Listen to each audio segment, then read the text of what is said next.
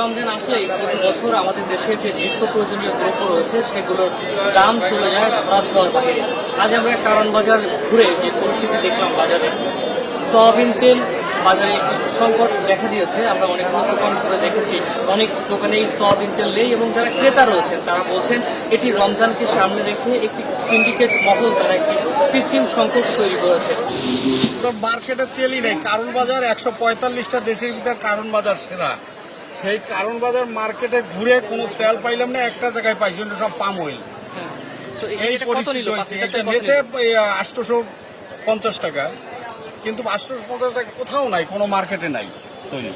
আমরা তো কিনতে পারতেছি, কিন্তু গরিব মানুষ তো কিনতে পারে না কিন্তু। মোটামুটি সবকিছু 10 টাকা 15 টাকা সবকিছুতেই বাড়ছে। বাংলাদেশি কান্ট্রির মধ্যে একমাত্র দেশ যেখানে রমজান আসে জিনিসপত্রের দাম যাবে। কাঁচামাল ছাড়া সবই মোটামুটি দাম বেশি, আর সামনে রোজা আসতেছে আরো দাম বাড়িয়ে দিচ্ছে। আমরা মাছ মাংসের বাজার করেছি, মাছের দাম কিছুটা কম রয়েছে এবং মুরগির যে বাজার দর সেটি অপরিবর্তিত রয়েছে। কিন্তু কাঁচা বাজারের যে পরিস্থিতি, এবার উৎপাদন বেশি হওয়ার কারণে কাঁচা বাজারে অনেকটাই স্বস্তি রয়েছে। আজকে কারণ বাজারে আলু বিক্রি হচ্ছে 14 থেকে 15 টাকা কেজি দরে এবং পেঁয়াজ বিক্রি হচ্ছে 20 থেকে 30 টাকা কেজি দরে।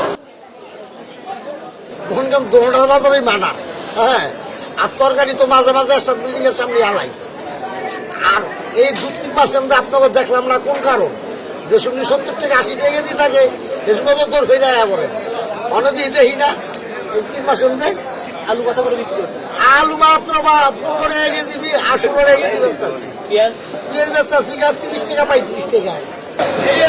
আছে মোটামুটি সস্তা আছে।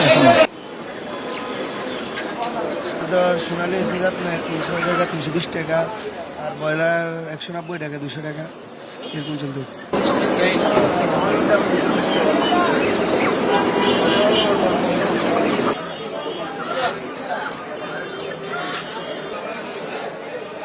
মাছের দামও কম আছে, পেঁচা কিন্তু ভালো আছে। মাছ কোনটা কত বিক্রি করছে?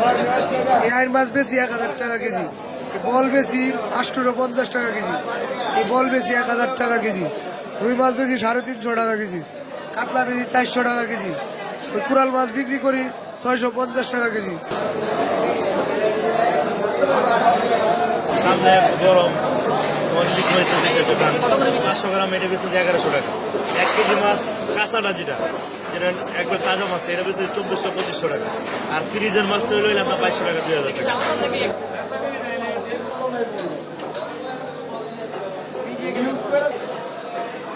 তো এই ছিল আমার কাছে কারণ বাজার থেকে আজকে বাজার দরের সব পরিস্থিতি।